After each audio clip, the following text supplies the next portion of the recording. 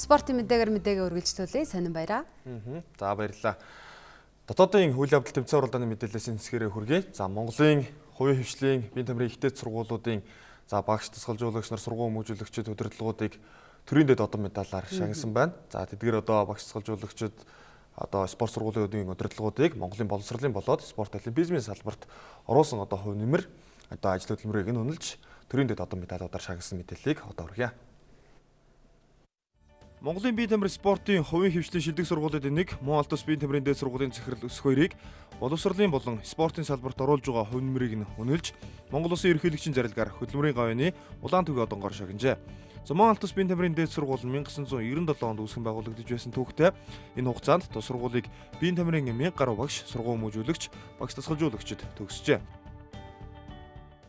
Энэ маань ганцхан миний шагнал биш. Сургуулийн маань хамт олон багш нарын маань бас нөр их хөдөлмөрийн үр шимээ гэж ойлгож байна. Мөн чиний хэлдгээр ямар ч байсан хамгийн түрүүнд ээж минь Тэнгэрийн орноос бас их баярлж байгаа гэж бодож байна. Тэгээд өшөө цаашаа бас эрч хүчтэй ажиллах юм урам зориг өгсөн шиг л боллоо гэж ойлгож байна.